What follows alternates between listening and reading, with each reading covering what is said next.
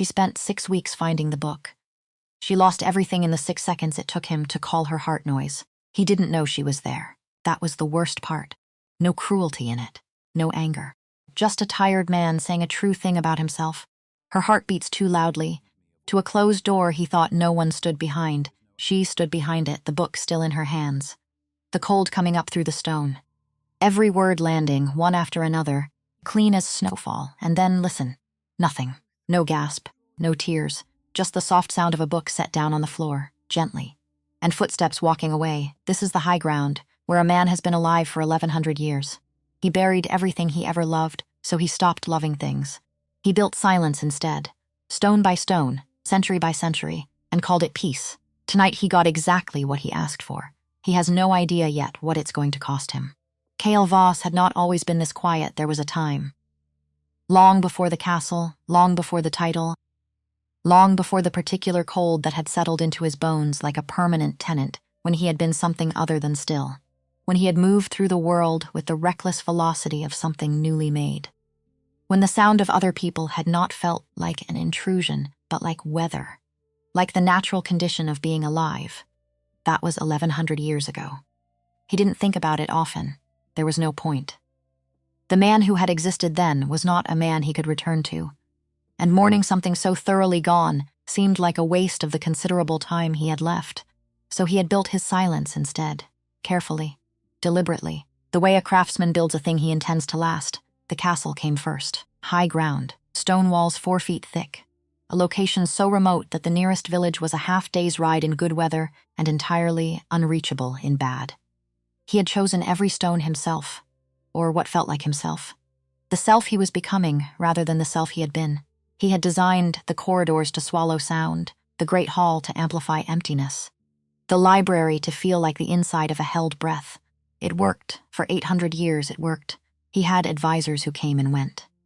Staff who learned quickly that their employer preferred efficiency to warmth. Brothers, Brennan and Aldrich, who visited on occasion and understood, without being told, that the visits had a natural length. Not because he didn't value their company, because he valued something else more, the quiet, not silence as deprivation. Silence as architecture. Silence as the only honest response to a world that kept losing everything he had once found worth having. He had loved things in the early centuries. He wasn't made of stone, whatever the staff believed. He had loved with the full catastrophic weight of someone who didn't yet know how the story ended. And the story had always ended the same way. The thing he loved became a thing he had lost. The person became a memory. The memory became a weight. After enough repetitions, a man, even a man who was no longer quite a man, learned to stop picking things up. So the quiet, it was, he had decided, the only sustainable condition. Not happiness. Not peace, exactly. Peace implied the prior existence of conflict, and he had moved past conflict into something more like weather, more like the permanent gray sky of a northern winter, unchanging, reliable, requiring nothing of him and offering nothing in return, which was precisely the arrangement he preferred. That was the state of things in the autumn of his 1104th year. And then Isolde Vane arrived. She came on a Tuesday. He knew this only because Brennan mentioned it afterward. Brennan kept track of things like days of the week, a habit Cale had never bothered maintaining. What Cale remembered was the sound of cartwheels on the gravel approach, the creak of an overloaded vehicle, and then, before he had even seen her, a voice carrying up from the courtyard to the window of his study on the 3rd floor. Not speaking to him.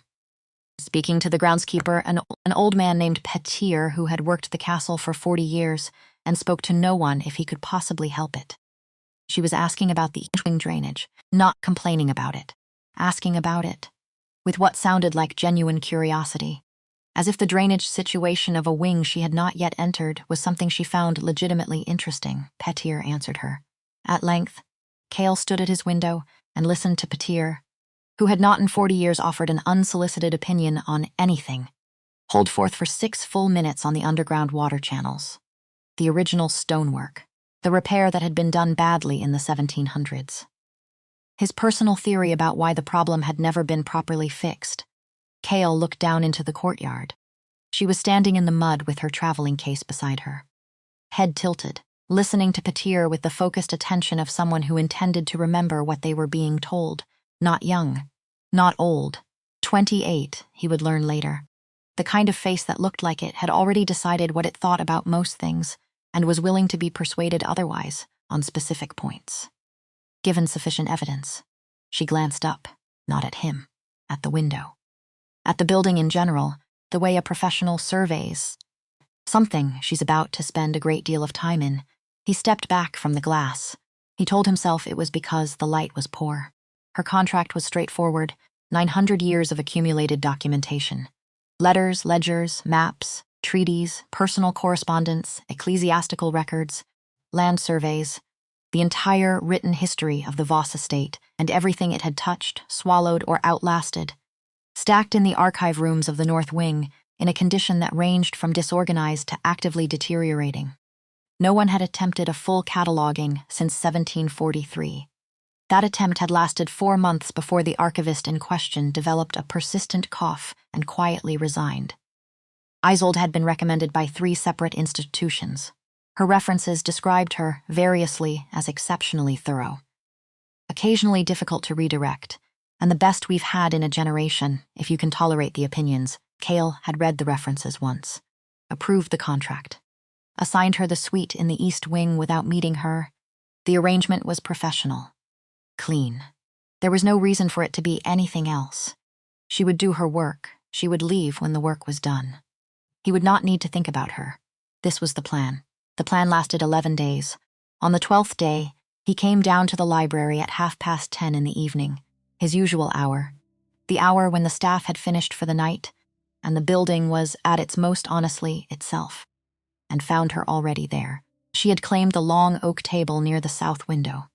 Her papers were arranged in a system that looked chaotic, but which he suspected, watching her move between stacks, had some internal logic she had not bothered explaining to anyone. 3 candles, a pot of tea going cold at her elbow, a book propped open, with a brass paperweight shaped like a sleeping dog, which had not been there yesterday, and which she had apparently brought with herself. She didn't look up when he entered. He stood in the doorway for a moment, waiting for what, he wasn't sure. An acknowledgement, a startled apology. The instinctive deference that everyone who worked in this building eventually learned. She turned a page. There's a whole section in 1644 that appears to be misfiled, she said, without looking up. Either that or someone in the 17th century had a genuinely eccentric theory about alphabetical order. He said nothing. She glanced up then. Not apologetically. Just checking whether he was following. The property surveys, she said, filed under the surveyor's name rather than the location. Which makes a kind of sense, actually, if you're the surveyor. Less useful for everyone else, I'm aware, Cale said. I'll reorganize them by region. Is there a preference for how you'd like the pre-1700 materials, separated from the later ones? Some people like a chronological break at the century mark. Others prefer thematic. He looked at her for a moment. Chronological, he said. She nodded, made a small mark on the paper in front of her, returned to reading. He crossed to the far shelf, retrieved the volume he had come for, left. He did not think about her on the way back to his study. He thought about the drainage question she had asked Peter. He thought about it for some time. The tea smell came next. It crept into the library sometime during the 3rd week. A particular blend, grassy and slightly sweet, with Nita under it that he didn't have a name for. She brewed it every morning at 7 and every evening at 9, and the smell traveled. Through the north corridor, under the door of the reading room, into the library itself, where it had no business being, and where it was, objectively, a minor intrusion on the established olfactory character of the building. He noticed it every time. He said nothing. On the 4th week, he noticed that she had left a small glass vase on the windowsill of the library's south end. 3 wildflowers in it, purple. Dead by morning this far north in October, but alive at the moment she had placed them. He looked at them for a long time. He did not remove them. Her voice was the 3rd thing. She didn't sing. Wasn't the type, he thought. Or maybe she was, and simply didn't do it where she could be overheard, which was its own kind of self-containment he could respect. What she did was read aloud, not to him, not to anyone, to herself, or possibly to the documents. When she was working through a particularly dense passage, legal text, ecclesiastical Latin, the cramped handwriting of men long dead, who had never anticipated being read by anyone at all, She would murmur the words under her breath. He heard it once through the wall of the reading room. He sat on his side of that wall and listened to her work through a contract dispute from 1589.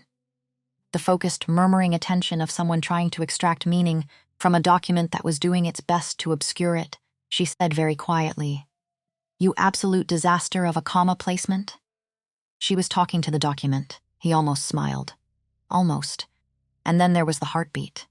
He had always been able to hear them. Human hearts. The constant, involuntary announcement of existence that the living carried without knowing and the dead missed without admitting. He had learned, over centuries, to tune it out the way a man learns to tune out the hum of a building burrito. Static. Nothing requiring attention. Isolde's heartbeat was different. Not louder. Not irregular. Medically unremarkable, he suspected, but present. There was no better word for it. Her heart beat like something that meant to be heard. Like it had decided that existing was worth doing, at full volume. In the evening, when the castle was quiet and she was 3 rooms away working, he could hear it. Thump, thump, thump. He didn't tell her. He didn't tell anyone. 7 weeks became 3 months. 3 months became 5 months, and some days he no longer counted. She was efficient was the word he used when Brennan asked, but that wasn't quite right. Efficient implied that the only thing she left behind was completed work, and that wasn't true. She left behind the tea smell and the dead flowers that were briefly alive. She left behind the sound of her reading through walls. She left behind small reorganizational improvements to systems he had used for centuries without noticing their inefficiency, and he found these improvements and said nothing and used them. She had rearranged the reading chairs. He had lived with those chairs for 60 years and never thought about them. She moved them 4 inches, angled them toward the window. The light was better. He sat in the adjusted chair and thought, for the first time in a long time, that the light in this room was actually quite good.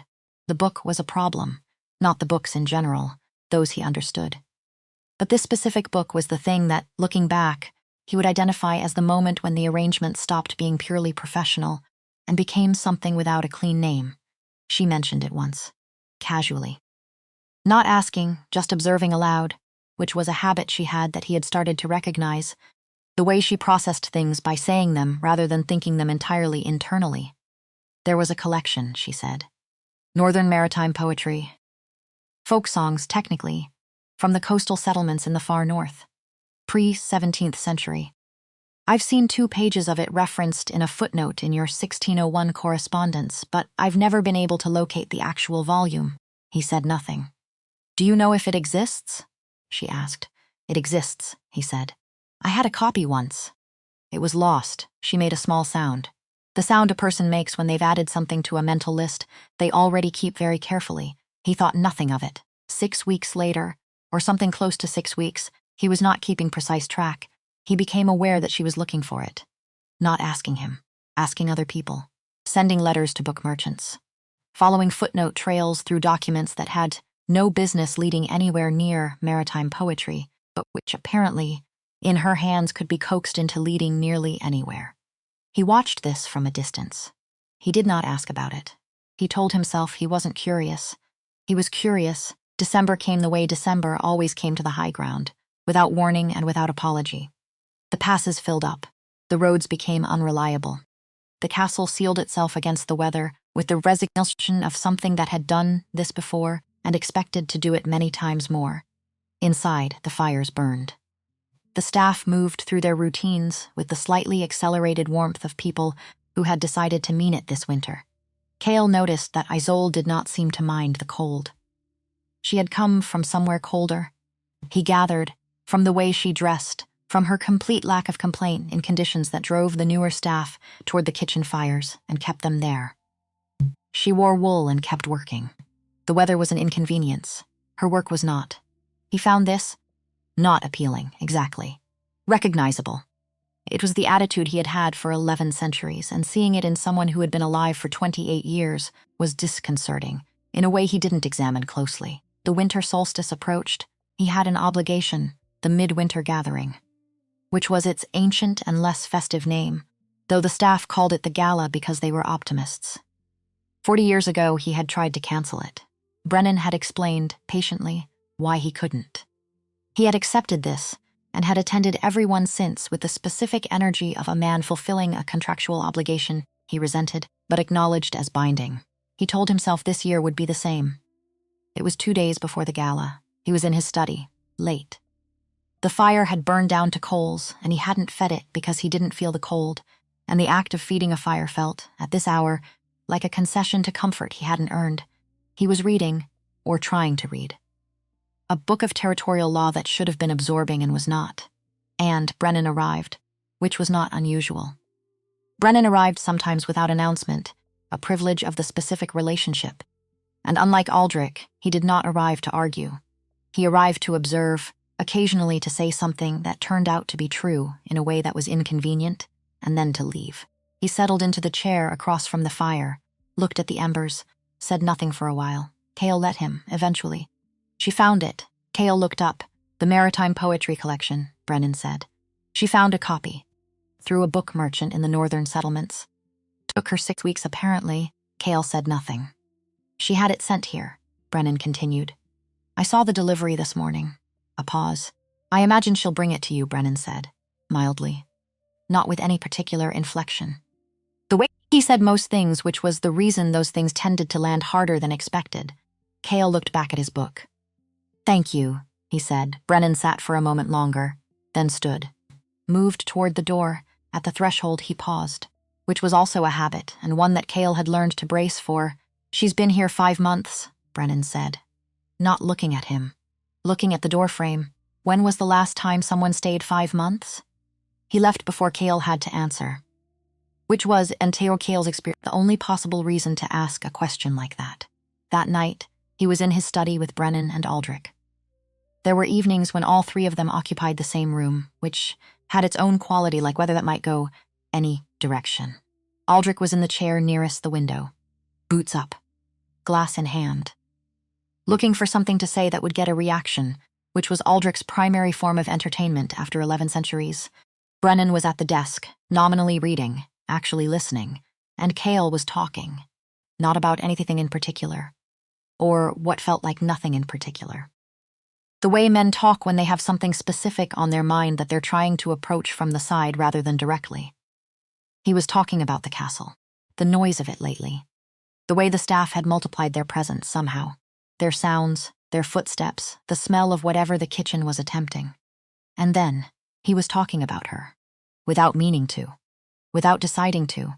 Her heart beats too loudly, he said. Aldrich looked up. There is no silence anymore.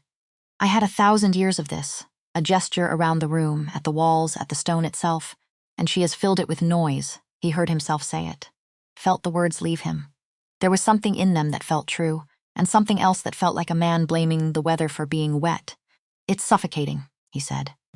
I just want it to be quiet again. The way it was, Aldrich snorted. The affliction of the living, he said. They carry their hearts everywhere and expect you to find it charming. She means well, Brennan said. He was looking at the page in front of him, but not reading it. She's only... I know she means well, Cale said, more sharply than he intended. That isn't the point. Brennan said nothing. Aldrich said something else, something dismissive and faintly cruel in the way Aldrich's humor tended to run, and Cale answered it, and the conversation moved on, later. Much later, he would try to remember exactly what it felt like to say those words. Her heart beats too loudly, without knowing that the person those words were about was standing on the other side of the door. He could not. The memory refused to offer him that precision. All he could recall was the feeling afterward when the conversation had wound down and his brothers had gone and the room was exactly as quiet as he had said he wanted it to be. The quiet felt different. He didn't know why yet. In the corridor, she had come to bring him the book. This is what he would eventually piece together. From what Brennan told him later, from the evidence of what was found the next morning, from the shape of everything that followed. She had found the Maritime Poetry Collection, had held it in her hands in the delivery room that morning, and thought, whatever she had thought, had decided to bring it to him that evening. She had walked the east corridor with the book in her hands and stopped outside his study door and stood there, in the cold, listening. He said her heart was noise. He said the 5 months she had spent in his castle, the tea, the flowers, the careful reorganization of chairs by 4 inches, the 6 weeks she had spent tracking down a book he had mentioned once. Once, he said all of it was the wrong kind of sound, an intrusion. A problem to be solved by its removal, she heard every word. She stood there in the stone corridor with the book in her hands, and she heard him, heard the boredom of it, the weariness. Heard that it was not anger but something worse, the casual honesty of a man saying a true thing about himself without knowing who was listening. And then she put the book down, on the floor, outside his door, gently. No sound. And she walked back down the corridor. He found it the next morning. He almost stepped on it. Would have, if some instinct hadn't made him look down. The book was lying on the stone floor outside his study, face up, its cover catching the gray morning light from the high window at the corridor's end. He knew what it was. He stood very still for a moment, then picked it up, brought it inside, set it on his desk. Stood looking at it with the stillness of a man who has just understood something he should have understood sooner. The cover was soft with age, the leather worn to something almost like skin. He opened it to the first page. Northern maritime poetry, as she had described, folk songs, trade songs. The kind of work that doesn't get written down by people who care about writing. That gets written down by people who are afraid of forgetting. He closed it, set it back down. He could hear the castle around him. All of it. The wind in the high passages, the fire in the grate, Petir doing something in the courtyard involving a wheelbarrow and more effort than strictly necessary. He could not hear her heartbeat. She was 3 wings away, too far. He had asked for this. He made his way to the library at his usual hour, expecting her usual corner, expecting the tea and the murmuring and the angle of her bent head over whatever she was working through. She was there, but not in her usual corner. Higher, on the rolling ladder that tracked the upper shelves, a massive legal volume open across her knees, her attention entirely directed upward at the problem in front of her. He cleared his throat. She looked down, met his eyes. "Good morning, Your Majesty," she said. Not Kale, not in the careless, familiar way she had been saying it for months, since October. When the first formality had worn through, and she had simply stopped using the title because it had seemed unnecessary between people who shared a building and a library, and an odd hour, Your Majesty. He felt it like a step on ice. "Good morning," he said. "You weren't in your rooms?" "No," she agreed. "I rose early. I needed to consult this text on the pre-unification land records. There's a discrepancy I've been trying to resolve." She gestured at the book with the economy of someone whose hands were already occupied. He waited. For her to close the book. To come down from the ladder. To smile. That expression she had that was not exactly warm and not exactly sharp, but something in the middle that he had started to recognize as specifically hers. She did none of these things. She looked at him with the polite, patient expression of someone waiting to hear whether the interruption would require her to stop working. "Will you join me for breakfast?" he asked. She tilted her head slightly. "Thank you for the offer. I've already eaten. I had a tray sent up. I have a great deal to get through today, of course," he said. He turned. Walked toward the door, stopped, looked back. She was already reading, not performing reading. Actually reading, the slight movement of her lips, the faint crease between her eyebrows, the way her hand tracked along the page without pressure. He had asked for silence. She had given it to him. Standing in the doorway of the library, watching her not look at him, he felt the first true cold. Not the cold of stone or winter. The other kind, the formal request, came 2 days later. He was holding court. Minor disputes, estate matters, the tedium of administrative governance that he had long since made his peace with. 40 minutes of petitioners. He settled the last one, dismissed the chamberlain, and was reaching for the water on the side table when she appeared at the far end of the room. She had waited. He hadn't noticed her waiting. She had stood at the edge of the room, not drawing attention, until everyone else had gone. This was, he realized later, deliberate. She walked toward the dais with her hands clasped in front of her, posture straight, expression professionally neutral. And then she stopped at the appropriate distance and inclined her head. "Your Majesty." There it was again. "Isolde," he said, using her name with deliberate intent. "There is no need for. I've come to request a change in my living arrangement," she said, clean, clear, not rushed. "The suite in the Eastern Tower has been unoccupied since I arrived. I believe it's better suited to my working needs. The light is good. The proximity to the secondary archive is more practical, and the space would allow me to manage my materials more efficiently. He looked at her. The suite in the eastern tower was a different wing entirely. A half-castle away. Larger than her current rooms, which was not the point. More private, which was closer to the point but still wasn't it. For what purpose, he said. Low. Careful, I've described the purpose, she said. Not unkindly. I work better with dedicated space and fewer interruptions. It would make me more effective in the role. There was nothing wrong with the reasoning. There was nothing he could say against it without saying something else. Something that would require him to explain the book on the floor of the corridor, or the quality of her heartbeat at 7 a.m, or any of the several dozen things he had spent 5 months carefully not examining. He could not refuse without revealing himself. She knew that. He knew she knew. As you wish, he said. Thank you, Your Majesty. The curtsy was precise. Correct in every detail. She left. He sat on the throne of his fathers in the empty hall and listened to the sound of her footsteps receding down the corridor until he couldn't hear them anymore. Then he sat in the silence he had wanted, the silence he had asked for. It tasted like something left out too long. Like the cold ash of a fire no one had thought to tend.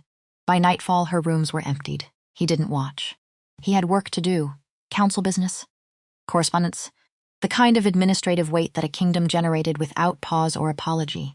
He did not stand at the window of his study and listen to the quiet procession of servants moving her belongings through the east corridor. He did not. By the time the castle had settled into its late hour, the staff finished, the fires banked, the building returned to its nighttime self. His rooms were exactly as they had been before the 2nd of September. Before the cart on the gravel and the question about the drainage and the peculiar woman who had asked old Petir about underground water channels, as if the answer genuinely interested her, the chair by the fire was empty. The windowsill was clear. The air smelled of stone and old velvet and nothing else. He lay in the center of the bed and looked at the ceiling and listened. Wind, fire, the distant clock. Thump, thump, thump. Gone 3 wings away, maybe more. Too far to reach him. He had asked for this. He had exactly what he had asked for. And the silence, his old companion, his 1100-year architecture of not needing, closed over him like water over a stone. Cold clamped, unbearable. He lay there until the clock struck 3, then 4, then the first gray light began at the edge of the curtain, and the castle around him started its slow morning return to the world of the living. And Kael Voss, king of the high ground, lord of 1,000 years of carefully constructed quiet, lay in the silence he had built and the silence he's demanded and discovered, for the first time in a very long while, that he did not know what to do with it. He had not expected that. He should have, but he had not. The first 3 days were fine. He told himself this, actively. With the conviction of a man who has made a decision and intends to stand behind it regardless of what the evidence suggests. The castle was quiet. The work was manageable. The evenings were exactly as they had been for the previous 800 years, before a cart had pulled up on the gravel approach, and a woman had asked Petir about drainage, like it was genuinely interesting.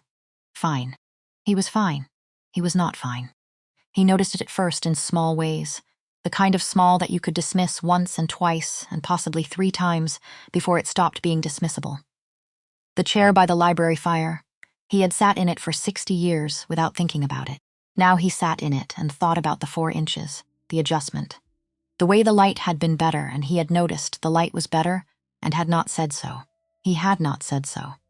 He sat in the chair and looked at the window and thought about what it meant to notice something and say nothing. Whether that was the same as not noticing. Whether it was worse. He got up, went back to work. The tea smell was gone by the 3rd morning. He walked the north corridor at 7, and the air was just air.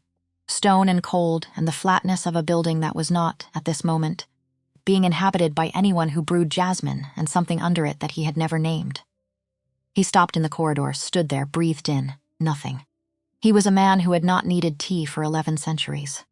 Who had, in fact, found the smell mildly intrusive when it first arrived in September. An olfactory encroachment on a space that had smelled a specific way for a very long time and had not until recently seemed to be lacking anything. So, the absence of the smell was not a problem, it was a restoration. He continued down the corridor, stopped again 10 feet further, turned around, went back and stood in the exact spot where the smell had been strongest. Outside the door of the small reading room she had used in the early weeks, before the east wing. He stood there for a moment with no particular purpose. Then he went to breakfast. He was not hungry. He was never hungry for breakfast. He went anyway because the alternative was standing in a corridor smelling air. The library was wrong. Not obviously. Not in any way he could have articulated to another person without sounding like a man who had lost his grip on proportionality. The books were all there. The shelves were intact. The long oak table was exactly where it had always been, but her corner was empty, just a corner. Corners didn't require occupants. He had spent most of 8 centuries not thinking about this particular corner at all, which was evidence that it was a perfectly functional corner without her in it. Except now he thought about it. Every time he walked into the library, he looked at the corner, and the corner looked back at him with the aggressive blankness of something that knew it was being looked at and had decided to perform emptiness with maximum commitment. There was no brass paperweight on the table, the sleeping dog shape. He hadn't thought about it when it was there. He thought about it now constantly, which was absurd, which was the kind of thing he would not have admitted to Brennan for any consideration whatsoever. He retrieved his book. He sat in his usual chair. He did not look at the corner. He looked at the corner. He read the same paragraph 4 times and retained nothing and put the book down and sat in the loudest silence he had experienced in 1100 years and thought, "This is what I asked for. This is exactly what I asked for," and could not decide what to do with that. Aldrich found him in the armory. Night. Late. The torches burning low and the smell of oil and metal and the cold that lived in stone rooms where no fire was kept. Cale was sharpening a sword that did not need sharpening. Had not needed sharpening for some time. Was, objectively, already capable of cutting through most of the known world without additional attention. He was sharpening it anyway. Because the sound was something to listen to, that wasn't silence. Aldrich leaned against the weapon rack with his arms crossed. Said nothing for a while. Let the scrape of stone on steel do what it was doing. Then, finally got what you wanted. Cale kept moving. The castle's quiet again. Aldrich looked around. Took in the empty room, the banked torches, the sound of nothing except the grinding. Isn't the peace lovely? I have work to do. Aldrich moved closer. The smirk was audible before Cale looked up and confirmed it was there. All that kingly business. So much easier to concentrate. Without the... He paused, tapped 2 fingers against his own chest. Once. Twice. What was it you said? That incessant thumping. Cale's hand stilled. No noise, Aldrich continued. Comfortable. Enjoying himself enormously. No feelings. Just the beautiful. Endless. Silence. He gestured broadly at the empty armory. You must be relieved. Every word landed where it was aimed. Cale felt a cold so pure it was almost clarifying. Almost. The almost was the problem. The almost was the part that felt like something breaking open behind his sternum in a place that should have been past breaking. Careful, Aldrich said, reading his face with the ease of 11 centuries of practice. You're feeling something. Dreadful business. Get out, Cale said. Get out, Aldrich. Aldrich straightened, adjusted his coat, moved toward the door with the unhurried ease of a man who has achieved his objective and is departing at his own pace. At the threshold, she turned down 3 offers. Aldrich said. Cale looked up. While you were busy counting your silence. 3 separate positions. Good ones. Aldrich examined the doorframe. She's still here. Working. Every day. Still here. A pause. Make of that what you will, he left. Cale stood in the armory with the whetstone in his hand. 3 offers. She had turned down 3 offers and she was still here. Working. The length of the east corridor plus 2 staircases. That was the specific distance between where he was standing and where her light would be burning at this hour. He knew the distance. He had not measured it deliberately. He set the whetstone down. He started walking the east corridor at night. Not every night. 2 or 3 times. Then most nights. Then every night. Which he noticed but did not examine because examining it would require him to name what he was doing, and he was not ready to name it. The corridor was long. The stone was cold. The tapestries on the walls moved slightly in the drafts from the arrow slits. Old military architecture, built for defense, never quite warm enough. Her door was at the end. He would stop before reaching it. 50 feet. 100. close enough to see the line of light at the floor, which meant she was awake, which meant she was working, which was not information he had any right to need, and which he nevertheless found himself needing. Thump. Faint, very faint at this distance. But there, her heart doing what hearts did, reliably, persistently. Without regard for whether he was listening, he stood in the corridor and listened to it, and then turned and walked back. He did this for 11 nights. He did not knock. Brennan came to find him on the 12th night. Not in the corridor. In the study. Cale had made it back from the east wing and was sitting in front of a fire he had actually remembered to feed, which was progress of a kind, and was pretending to read correspondence that he was not reading. Brennan came in, sat down, looked at the fire, said after a while, "She heard you." Cale looked up. That night, Brennan kept his eyes on the fire. She was outside the door. With the book, a pause. "I didn't know until the next morning when I found it on the floor. But I've thought about the timing since then. She was there, Cale. She heard everything you said. The room did something. Not the room, the air in the room. The way it felt to breathe." "I see," Cale said. "I thought you should know." Brennan stood, moved toward the door. "How long have you known?" Cale said. Brennan paused. "Since the morning after. When I found the book," he turned, "I wanted to see if you'd work it out yourself, a beat. You didn't?" "No," Cale said. "No." Brennan looked at him for a moment. The look of a man who has known someone for 11 centuries and is tired of watching them choose the harder version of every available option. "She's still here, despite what she heard. Despite the cold rooms and the formal distance and everything she has built for herself without any help from you." He paused. "She is still here." He left. Cale sat with the fire. She had been standing outside the door. With the book she had spent 6 weeks finding, and she had heard him say her heart was noise. He sat with that for a long time.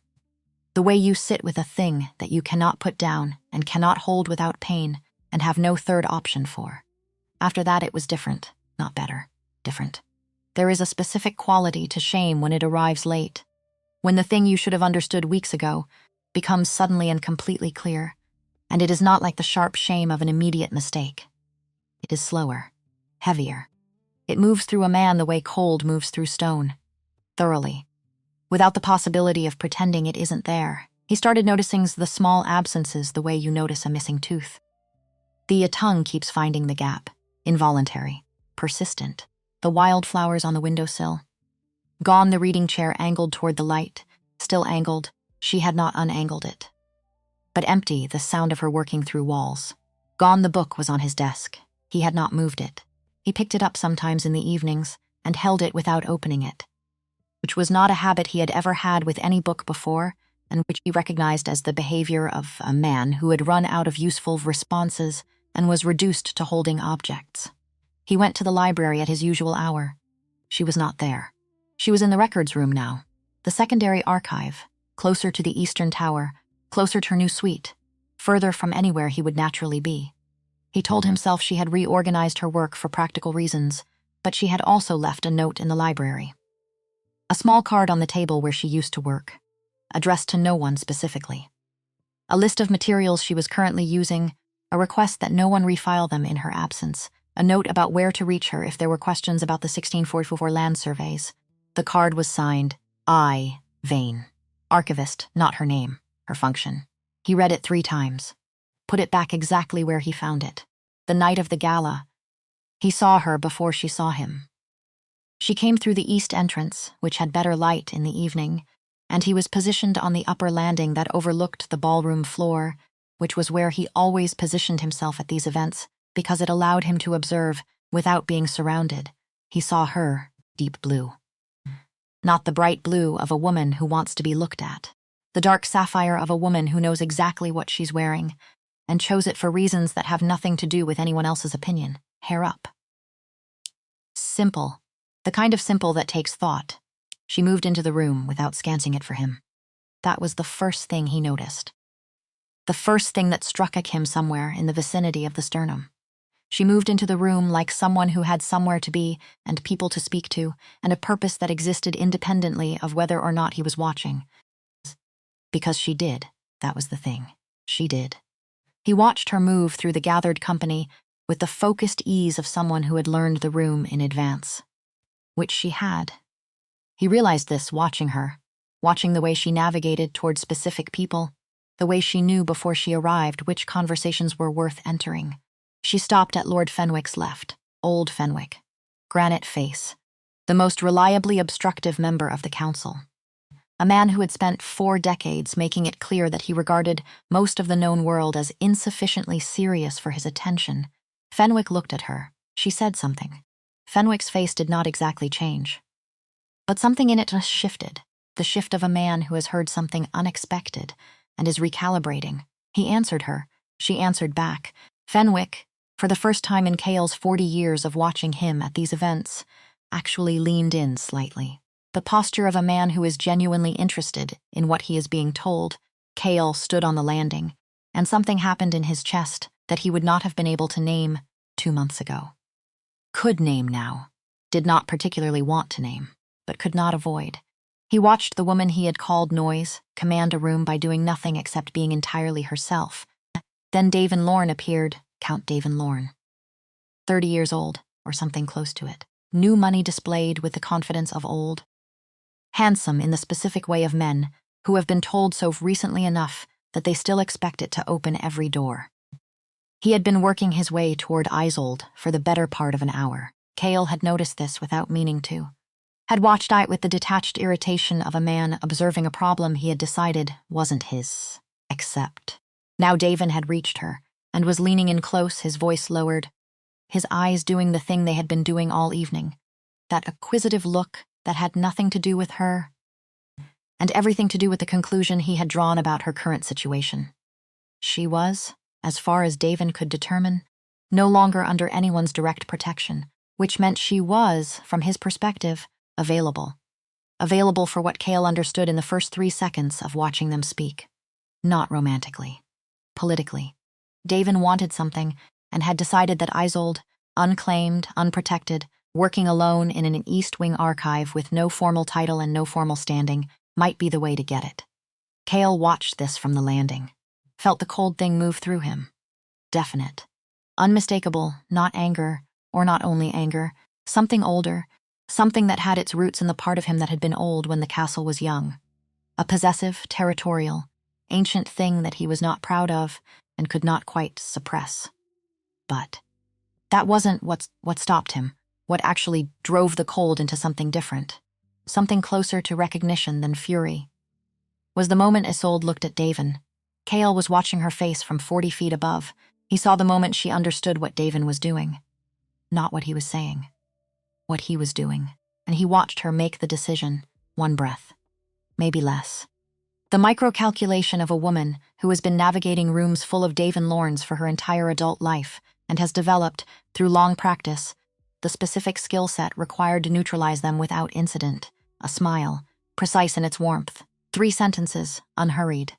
The graceful pivot toward a passing lady-in-waiting, not running, not retreating, just redirecting. The way a river redirects around an obstacle. Without effort. Without making the obstacle feel like an obstacle. Davin was left standing with the faintly confused expression of a man who had been neatly handled and wasn't sure when it had happened. Isolde was already somewhere else. Cale stood on the landing and breathed. He had called her Noise. He had looked at everything she was. The 5 months of tea and flowers and reorganized chairs. The 6 weeks of hunting down a book he had mentioned once. The Fenwick conversation. The Davin non-conversation. The 3 job offers she had turned down while he stood in a corridor outside her door, like a man who had lost something and couldn't bring himself to say what it was. He had looked at all of it and called it noise. He put his wine glass down on the rail, walked down the stairs, did not approach her. Not tonight, not like this. Not at an event in front of 40 people with no plan and no words and nothing prepared except the bare, humiliating fact of having been wrong. But he walked through the room, not toward her. Not exactly. More like a man who has spent 3 weeks in the wrong place and has finally accepted that he needs to start moving in a direction, even if the direction is imprecise. And as he passed through the crowd, he became aware of a specific thing. The room responded to her. Not to him. Not primarily. To her. The conversations she was in had energy. The people she spoke to leaned toward her. Lord Fenwick had found 2 separate opportunities to circle back and continue a conversation she had started earlier. 5 months ago, she had arrived as an archivist. She had become something else entirely. And he had spent 3 weeks in his study, not understanding what he was listening for. Brennan found him in the corridor after the gala, not in a confrontational way. Brennan didn't do confrontation. He did information delivery at strategic moments, which was sometimes worse. Davin Lorne has been speaking with Lord Harwick, Brennan said. Without preamble, Cale stopped. About Isolde, Brennan adjusted his coat, chose his words with the care of a man who knows the words will matter. Harwick is on the documentation committee. He is standing to challenge the terms of her contract. A pause. Davin wants her gone, not because he wants the archive, because she found discrepancies in the boundary surveys for the Lorne Eastern holdings. 3 years of documentation supporting a territorial claim that doesn't hold up when someone who actually knows what she's doing looks at it. Cale said nothing.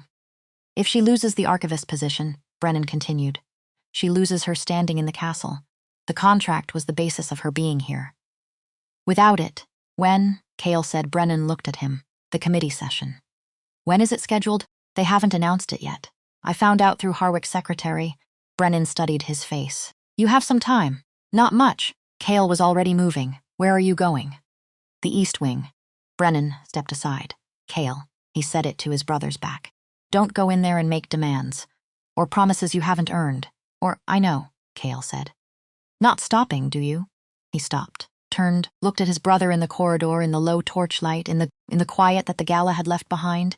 No, he said, honestly. But I'm going anyway. The records room was lit. Of course it was as late, past midnight, and she was still working because she was always still working at hours when the rest of the castle had long since stopped. He stood outside the door, knocked, which was new. He did not generally knock in his own castle. He had, in 1100 years, almost never knocked. The action felt strange, felt like an admission. He knocked anyway. A pause. Then her voice, yes. He opened the door. She was at a large table covered in spread documents. Maps, mostly. The kind of sprawling territorial surveys that required weights on the corners to lie flat in patience of a specific order to read. A candelabra to her left. Her pen in her hand, still moving slightly, as if it had been interrupted mid-thought. She looked at him, not warmly, not coldly, with the measured patience of a woman who has decided how much of herself she is currently willing to spend and is conserving accordingly. Your Majesty, she said. I need to tell you something, he said. Very well. He stayed in the doorway, didn't enter. That felt important. Entering would be claiming the space, and the space was hers. Davin Lorne is moving against your position, he said. Through Harwick and the documentation committee. He wants the contract reviewed. If the review goes his way, you lose standing in the castle. Something moved through her face, not fear. The rapid, focused recalculation of someone rearranging a problem they had not yet fully mapped. How long have I had? She asked. Days. Maybe less. She set the pen down. Why is he doing this? She said. Not a question exactly. Already knowing the answer and wanting to confirm, the Lorne Eastern holdings. You found something in the boundary surveys.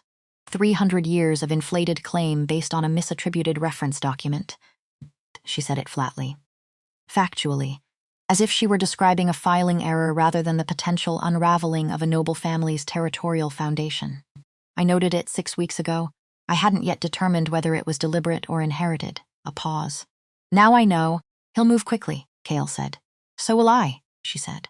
He looked at her. She was already reaching for a different set of documents. Already repositioning herself around the new information. No panic, no appeal. Just the immediate, focused reorientation of someone who has been handling problems without assistance, for long enough that assistance doesn't factor into the first calculation. That stopped him somewhere behind the sternum again, the way it kept doing. I can, he started. Thank you for telling me, she said, politely, precisely, cutting off the offer before it arrived. I'll address it. He stood in the doorway. Isolde, she looked up. I know, he said.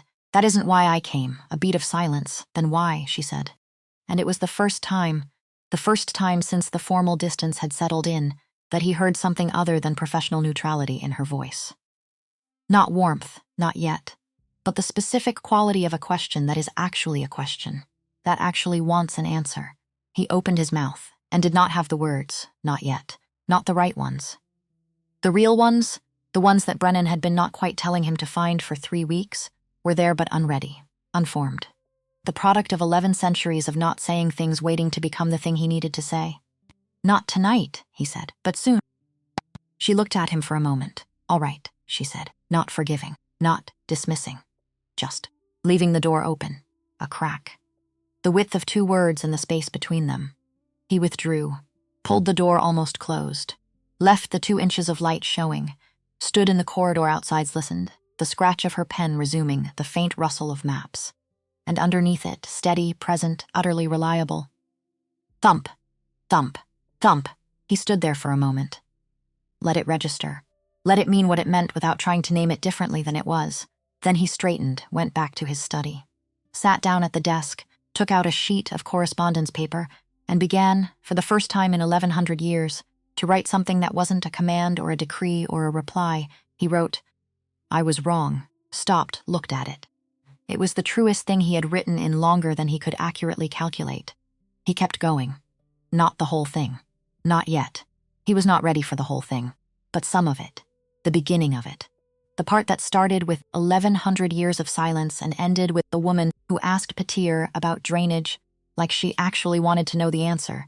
The fire burned, the castle settled around him. And somewhere in the eastern tower, 3 wings away and half a night's walk, a light stayed on past 3 in the morning, steady and present and working. And he was, for the first time in a very long time, grateful that it was still there. He started with the flower. Not a speech, not a letter delivered through a servant with formal language and careful phrasing. Not anything that required her to respond or acknowledge or perform gratitude she didn't feel. Just the flower, a moon petal, single stem. The specific bloom she had spent 3 weeks trying to coax from the conservatory beds without success. He had watched her try in the early months from the window above and had not thought about it consciously, but had apparently filed it away in whatever part of him had been paying attention without his permission. Moon petals only opened at full moon, withered by dawn. Notoriously difficult. The castle gardener had told her in October that the soil in the conservatory was wrong for them.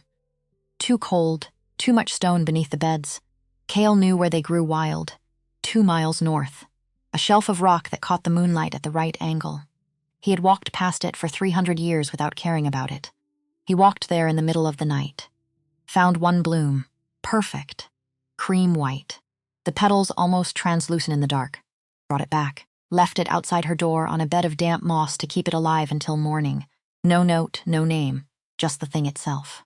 He went back to his rooms and sat in the chair by the fire and thought about whether this was enough or too much, or the wrong kind of gesture entirely. Thought about it for approximately 4 minutes. Then stopped thinking about it because there was no useful answer available, and he had work to do. He did not sleep, he didn't see her face when she found it. Which was intentional. He was not ready to watch her react to something he had done. That felt premature, exposed in a way he wasn't equipped for yet. The gesture needed to exist on its own before it could exist between them. But he heard from Brennan that she had brought it inside quickly, that she had been seen in the conservatory that afternoon studying the soil situation with renewed attention, that she had asked the gardener specific questions about what amendment might make the beds viable. She was going to try again, not because of him, or not only because of him, because she was the kind of person who found a problem interesting and wanted to solve it, and the moon petal situation was a problem, and he had provided new data. That was fine. That was, in fact, exactly right. He sent the tea the next morning. The tea was more complicated, because the flower could be explained away. A coincidence. A staff member with initiative. Something left by accident. The tea could not be explained away. It arrived at the records room at precisely 9 in the morning, her working hour, the hour she had always brewed it herself before the East Wing move. The specific blend. The right temperature, which required timing he had communicated to the kitchen, with an exactness that left no room for ambiguity about where the instruction had originated. She would know. He knew she would know. That was the point. He was in a council session when it arrived. Could not see her face. Could only sit in the council chamber and be present in his body. While some portion of his attention was 3 buildings away, wondering whether she was drinking it, or setting it aside, or doing something else entirely that he had no right to predict. The session ended. He walked back through the main corridor past Brennan, who said nothing, but looked at him in a way that suggested the tea had been received and the reception had been noted. And, Cale said. She drank it, Brennan said. That was all he said. It was enough. Lord Harwick moved faster than expected. The formal challenge to Isolde's contract arrived on Cale's desk 4 days after the gala. Drafted by Harwick's secretary. Signed by Harwick and 2 other council members, whose names Cale recognized as men who owed Davin Lorne favors of one kind or another. The document was careful, professionally constructed. It raised questions about the scope of an archivist's access to sensitive territorial documentation. It suggested that the current arrangement lacked sufficient oversight. It recommended a formal review before the contract's continuation could be authorized. It was, in short, exactly what Brennan had predicted. Precise enough to look like governance. Targeted enough to be something else. Cale read it twice. Set it down. Write it a 3rd time with the specific attention of a man looking not at what a document says, but at what it is trying to accomplish. Then he called his secretary and scheduled the review, not to delay it. To control the conditions of it, there was a council meeting first, routine business, trade disputes, a road repair in the northern reaches. The kind of administrative content that required his presence and his attention, and which he gave both to, because this was the work, and the work did not stop, because a man was in the middle of reckoning with 11 centuries of avoidance. Isolde was present. As archivist, she had standing to attend council sessions involving territorial or historical documentation. She had used this standing several times since October, quietly, professionally, contributing when directly relevant and otherwise keeping to the edge of things. She was at the far end of the table, he was at the head, 30 feet of polished oak between them. 4 council members on each side. The fire in the east grate and the gray winter light from the high windows and the specific quality of a room full of people pretending not to watch 2 other people pretend not to notice each other. The meeting moved forward. Harwick, who was present and who had apparently decided that the formal challenge was sufficient cover for more immediate hostility, waited until the territorial discussion opened and then looked down the table at Isolde with the expression of a man who has decided someone is in his way. The boundary question in the Lorne holdings, he said, addressing the room. Not her, the studied insult of speaking about someone who is present as if they are not. I understand there have been some amateur observations made about the historical record. The room did the thing rooms do when something unkind is said and no one is sure whether to acknowledge it. The small collective stillness, the careful non-reactions. Isolde did not react. She did not flinch or flush or shift in her chair. She set her pen down with the measured calm of someone who has decided what they're going to do and is simply waiting for the right moment. If the council wishes to address the Lorne boundary documentation, she said, I can present my findings in full. The evidence is, the council, Harwick said with the emphasis of a man deploying a title like a weapon, is not in the habit of taking guidance on territorial matters from. He didn't finish, because Cale stopped him, not loudly, not with the theatrical authority that men perform when they want an audience to know they have power. He simply stopped. A stillness came over him. The kind that lived in the 1100 years before the words, before the room, before Harwick had ever been born. The kind that had nothing to prove and knew it. He did not raise his voice. He looked at Harwick. She will finish her point, he said, flat, clean. A sentence with no room in it for negotiation. Harwick's mouth closed. Then, Cale continued, with the same lack of theatricality, you will apologize for the interruption, or you will leave this table. Permanently, the room held its breath. Harwick was a man who had survived a great many things by knowing when the ground had shifted. He looked at Cale's face. Read it the way men who have survived long lives learn to read faces. Recalibrated, my apologies, he said, to the table generally, which was not quite the apology that had been requested. Cale waited. Harwick looked at Isolde. My apologies, he said again, to her this time, stiffly, reluctantly, but directly. Cale turned, looked at the length of the table to where she sat, and for the first time in weeks looked at her directly. Not past her, not near her, at her. He nodded once. Please continue, he said. Her voice, when she found it, held for exactly one word before settling into steady. He heard the one word. The brief slip of surprise before the professional composure closed over it. But she continued. And the room listened. After the council meeting, he walked back to his study, sat down. The letter he had started several days ago, the one that began with "I was wrong," was on the desk where he had left it. He had added to it since then. Not much. A paragraph. The start of another paragraph that he had crossed out and restarted twice. He picked it up, read it, put it down. The problem with the letter was that it was a letter, which meant she would read it alone. Without him there. A letter was, in the end, another form of distance. Another way of saying the true thing while keeping the space between them managed and safe. He had managed and safe for weeks. He picked up the pen, set it back down, stood up, went to find her. The painting studio was in the West Tower. He had not known about it until Brennan mentioned it, which meant it was a recent acquisition. A space she had claimed in the past few weeks, in the time since the East Wing move, which meant she had been expanding, quietly, without announcement. Finding rooms in his castle that he had walked past for centuries without thinking about and making them into something. The West Tower had a painting studio he had not known. He climbed the stairs, the door was open. Not fully, just enough for the smell to reach the corridor. Turpentine, linseed oil.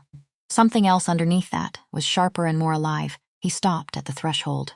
She was standing in front of a large canvas, her back to him, her right hand moving in a slow, considering arc across the upper portion of the painting. A streak of something. Ultramarine, he thought, though he had no particular expertise here, against a background of what appeared to be early morning light hitting stone, the castle. She was painting the castle, his castle. From an angle he recognized as the view from the East Wing window. She had been here for 5 months, and she had painted his home, as if it was something worth looking at. He stood at the threshold, did not enter. She didn't hear him at first, then she did. He watched the slight change in her posture, the awareness, the moment of decision about whether to turn. She turned paintbrush in hand. A smear of blue along her left wrist, a smaller mark on her cheekbone, which she had clearly not noticed. She looked at him. "Your Majesty," she said. Not warm, not cold. He did not enter. "May I speak with you?" he said. Not a demand. Not a king's rhetorical question that assumes yes. Question. She considered him for a moment. Then, "You may." He stepped into the room, 1 step. Then he stopped. Because this was her space. He could feel it the way you feel the quality of air in a room where someone has been living and working.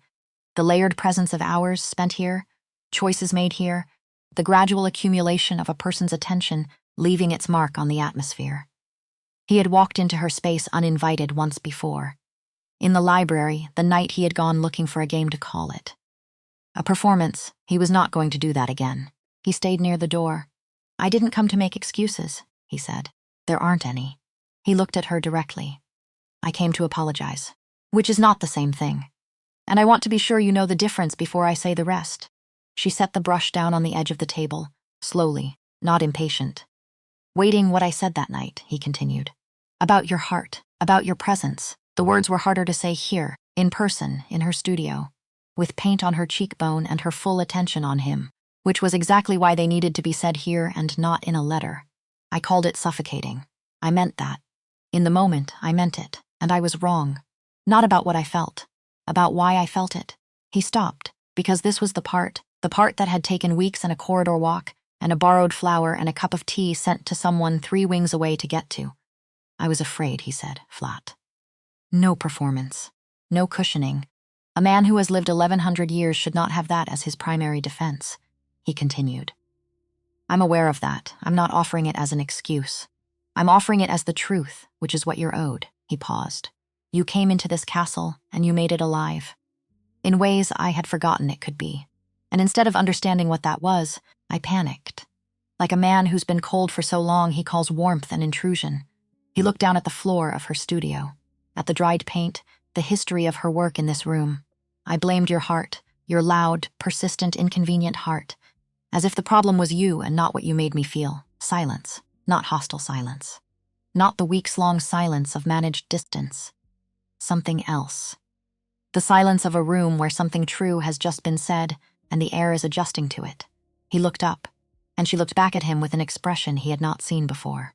Not the polite neutrality, not the professional composure, something underneath both of those. The thing that lived beneath the armor she had been wearing since December. "I was standing outside your door," she said. "Quiet." Steady. He didn't move. "I know," he said. "I heard everything." A pause.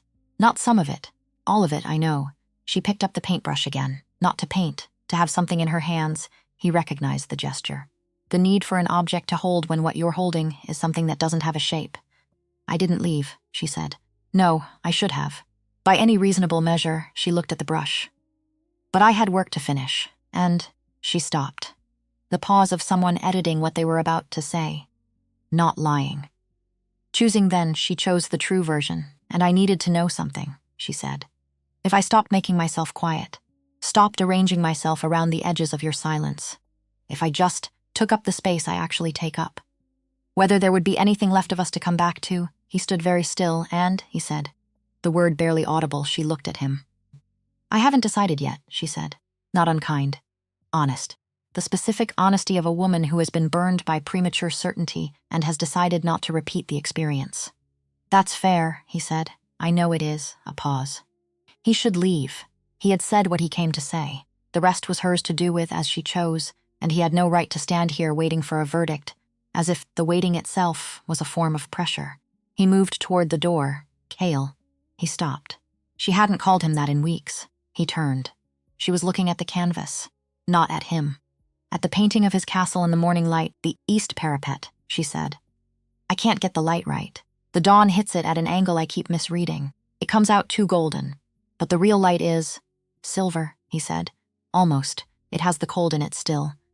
The night hasn't finished leaving when the sun arrives." She was quiet for a moment. "Yes," she said. "That's exactly it." He looked at the canvas, the east parapet in progress. Slightly too golden, as she had said. But the shape was right. The proportions. The way the stone held the shadow in the lower sections, while the top caught the first light. She had been paying attention to his castle, to the specific quality of his mornings. In 5 months, she had been paying attention to the details of the place he lived in with the focused care of someone who intended to understand it. And he had called her noise. "May I stay?" he said. "I won't speak, He stopped. "Rebuilt. I'd like to stay." She looked at him over her shoulder, considered. "Don't touch anything," she said. "I won't." She turned back to the canvas. He found the far wall. Put his back against the stone. Slid down until he was sitting on the floor, which was undignified and probably not what a king of 1100 years was supposed to do in any room. But the chair was across the room and reaching it would require moving through her space, and he had said he wouldn't. He sat on the floor of her painting studio and watched her work. She worked for 2 hours. He did not speak. She did not speak. The only sounds were the brush against canvas and the occasional scrape of a palette knife and the wind finding its way through the old tower stones in the way it had been doing for 900 years. And underneath all of that, steady, present, uninterrupted, thump, thump, thump, close enough to hear. He sat on the floor and listened and thought, "This is what I asked to be rid of, this specific sound, in this specific room, with this specific woman whose back is to me, while she fixes the color of my morning light because she looked at my castle long enough to know it was wrong, foolish." He had been so foolish. When she finally set the brushes down, she didn't tell him to leave. She cleaned her hands on a cloth, looked at the canvas for a long moment, tilted her head. Whatever she saw satisfied her in some partial way, not finished, but closer. "The parapet is better," he said. She looked at it. "Yes," she said, "it is." He let 4 days pass, not because he was uncertain. Because she needed the 4 days and he had, for once in recent memory, understood something about what another person needed before they had to tell him. He continued the small things. A book outside her door. Not a rare edition, a text on soil chemistry that she had mentioned needing casually to the gardener. Practical, useful. The kind of gift that said I was listening rather than I want you to know I was listening, which was a different thing. Another morning tray from the kitchen. She was in the conservatory now 2 mornings a week. He rerouted the delivery. He attended the documentation committee's preliminary session and said nothing except to establish the formal framework for the review. Clean, procedurally correct. Giving Dave and Lorne no grounds for complaint about the process while making it clear that the process would be thorough. Davin watched him across the committee table. Cale watched him back. Davin looked away first. The full council session arrived. He had called it himself. Not Harwick, not Davin. Cale had set the date, the agenda, the room, had made certain that every relevant party was present and that the terms of discussion were clearly established before anyone sat down. Isolde was there. At the far end of the table, where she always sat, the position of someone who was present in an advisory capacity, who had standing but not primary standing, who could be spoken to or over depending on the mood of the room. He looked at her once when she came in. She looked back. Then both of them looked at the table. Davin Lorne arrived last, confident. The walk of a man who has prepared his case and believes it is sufficient. He settled into his chair and laid his documents in front of him, with the care of a man arranging his arguments for maximum effect. The session opened. Cale let it breathe. Let Harwick do the formal presentation of the challenge. Let the two supporting council members make their statements. Did not interrupt, did not object. Let the full case be laid out in the room like a hand of cards placed face up on the table. When Harwick finished, there was a pause. Everyone looked at Cale. He stood. He did not look at his notes. He had not written notes. What he had were 900 years of documentation, and the woman who had spent 5 months learning to read it, and those were the only materials he needed. The challenge before this council, he said, raises a legitimate procedural question. The question of what standing an archivist holds with respect to sensitive territorial documentation. He looked at the room, unhurried. I want to answer that question clearly. Before we address anything else, he paused. Isolde Vane arrived at this castle in September. At that point, the archive contained 900 years of accumulated documentation in a state of disorganization that I will describe charitably as severe. Maps filed under surveyors' names. Treaties misattributed across 2 centuries. Land surveys that had not been cross-referenced with original boundary agreements since 1743. He looked at the table, at the specific faces of men who had been on this council long enough to know that this was true. We have operated on the basis of that disorganization. Some of us have benefited from it. He let that land. In 5 months, he continued, she corrected the filing system for 11 specific document categories.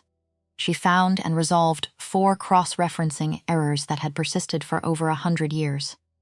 She identified 3 boundary surveys that were based on misattributed source documents. He paused.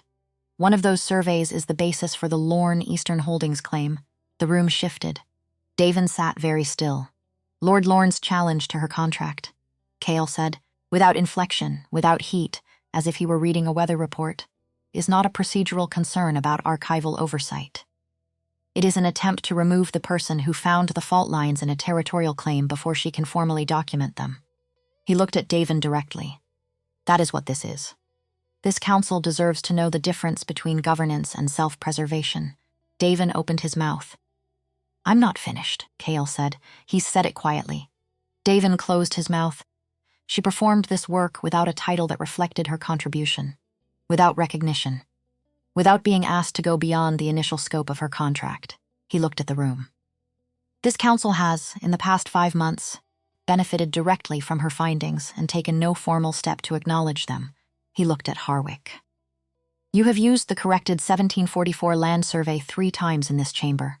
It would have remained incorrect without her.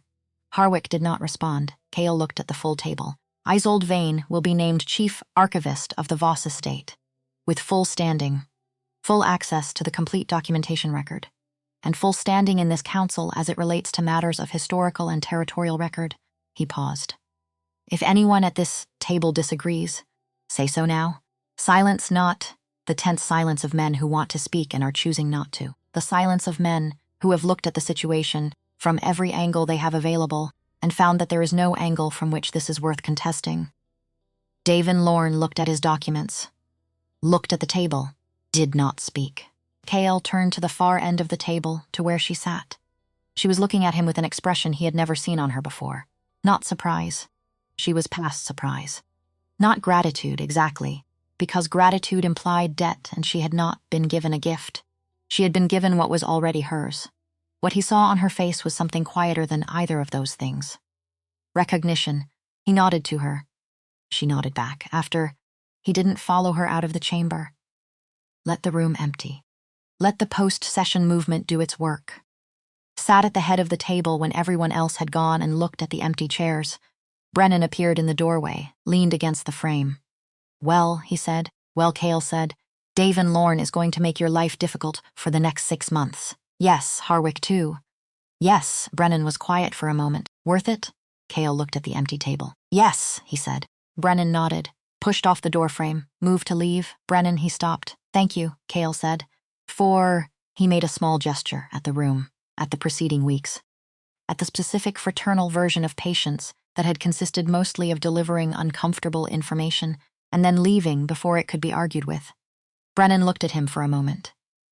"Don't thank me," he said. "Fix it." He left. Evening. He went to his private library. Not hers. His. The room adjacent to his chambers that had held the same collection for 200 years, and which he had, in the past 5 months, found himself in less often than usual because it had started to feel, without her in it, like a room that had once been warm. He built the fire himself. An actual fire. Fed it properly. The way it was supposed to be fed. Got a book. Sat in a large leather chair, tried to read, could not read. Put the book in his lap, open, unread, looked at the fire. At some point he stopped fighting the tiredness. It was not physical, it never was. But there was a kind of exhaustion in the past weeks that had nothing to do with the body, and everything to do with the sustained effort of being wrong and knowing it, and not yet having made it right entirely. He closed his eyes. He was not asleep. He was simply still the fire, the room, the quiet that was currently actually quiet. Not empty, not the weeks-long absence. Just the room at rest, and him in it, and the night knowing what it was going to do outside the windows. He heard the door soft, the sound of a door being opened carefully. The way you open a door when you don't know if someone is asleep. He opened his eyes, Isolde, standing inside the door. Her coat still on. She had come directly from somewhere, not having stopped to change. Her hair was slightly loose, the way it got at the end of a long day. She was holding a cup. He sat up straighter. She crossed the room. She didn't speak. Didn't look at him with a specific expression that he was supposed to interpret. She just walked to the small table beside his chair, the one that had held her wildflowers in October, which she had never specifically addressed, and which had simply become the flower table and then had become empty, and she set the cup down. He looked at it, dark tea, the smoky kind. His, not hers. The blend she had learned he preferred in the second week of October, and which she had started including in the kitchen orders without being asked. He looked up at her. She met his eyes. No speech, no overture. Just a cup of tea placed beside a chair, because the person sitting in it was cold and the night was long, and she knew what he drank without being told.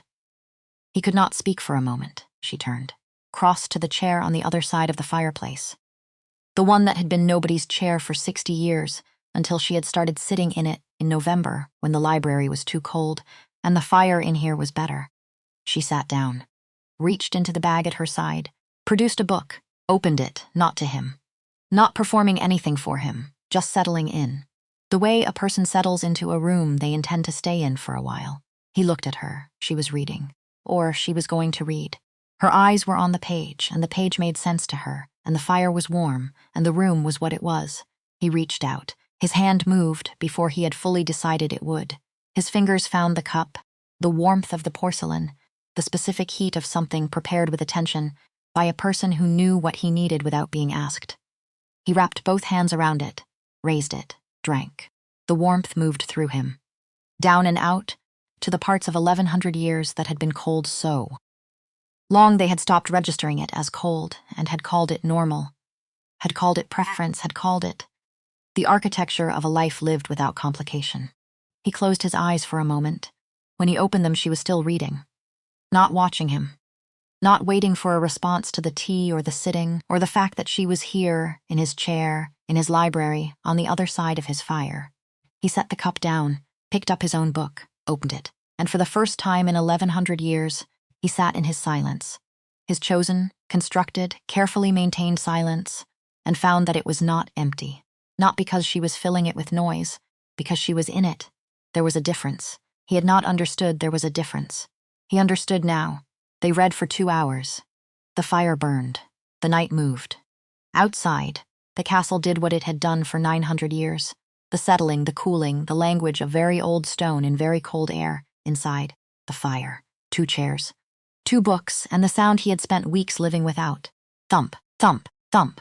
Not intrusive, not filling the room, just present. The way a good companion is present. The way the right kind of silence has another person in it. He did not say any of this. He didn't need to. At some point she turned a page, the soft sound of it. Then she made a small sound. The almost inaudible noise of someone who has found something interesting or irritating in a text and has not quite managed to keep it internal. He glanced at her. She was frowning at her book with the expression she wore when a document had done something she found personally offensive. "What is it?" he said. "The attribution on this treaty is wrong," she said. Not to him specifically. To the situation. It's been cited as 1683 for 200 years, and the signature date is clearly 1681. The ink variation alone. She stopped, looked up, the slight self-consciousness of someone who has remembered they are not alone. "Sorry, don't be," he said. She looked at him. "It's interesting," he said. Which was true. And which was, he was aware, not the kind of thing he would have said 4 months ago. Not because it wasn't true then. Because he would not have said it. She held his gaze for a moment. "Yes," she said. "It is." She went back to the book. He went back to his later. The fire had burned to its lower stage. The good long heat that follows the bright burning. Both books had been set aside, his first, then hers, with the careful placing of a page-keeper that meant she intended to return. The room was quiet in the specific way of late hours. He became aware of his own hand on the arm of his chair. Still. Resting, pale against the dark leather. He looked at it for a moment. He had lived 1100 years in this hand, had made decisions in it, had lost things through it, had written documents that shaped the lives of people whose names he no longer remembered, had built walls and broken things, and once, very long ago, had held on to something and felt it go. He had stopped reaching after that. It had seemed like wisdom. It had been, he now understood, a longer form of the same loss. Slower, but the same. He turned his hand over, palm up, on the armrest between their chairs. In the space that had been, for weeks, the distance between what he had built and what he had lost and now was just the space between 2 chairs near a fire. He did not look at her. He left his hand there and waited. He was prepared for her not to. For her to stand, to say goodnight, to leave with the kind of warmth that was not yet the other thing. He would have accepted that. It would have been enough for tonight. The tea, the hours, the 2 hours of reading, and one exchange about a misattributed treaty date. It would have been enough. Her book moved. The small sound of it being set on the table beside her. He waited. Then warmth, her hand in his, small, alive. The heat of a human hand that is warm from the inside, because there is a heart somewhere driving the blood through it at the specific rhythm he had called noise, and had missed like a missing limb for weeks and would never again. Mistake for an inconvenience. Her fingers closed around his, not grasping, not claiming. The careful, deliberate grip of someone who has thought about whether to do a thing and has decided to do it and is doing it with full awareness of what it costs. He did not move, did not squeeze, did not turn to look at her, did not say anything, let the moment be what it was. 2 people in 2 chairs near a dying fire at the end of a very long night. One of them with 1100 years behind him and a particular education in what the absence of warmth actually felt like. One of them with 28 years and a misattributed treaty date and paint on her cheekbone from 3 days ago that she still hadn't noticed. His thumb moved once. The smallest possible movement. The kind of thing that barely counted as a thing and yet was somehow everything. The acknowledgement, the answer, the small returning pressure that said, "I know. I know what this is. I know what it cost. I'm not going to waste it this time," she exhaled. He heard it. The slight release. The thing a person does when they have been holding themselves carefully for a long time and have found, finally, a place to set some of it down. Outside, the winter was doing what it would do. Cold and certain and entirely uninterested in the small human business happening inside the stone walls of a castle that had stood for 900 years. Inside. Fire. 2 chairs.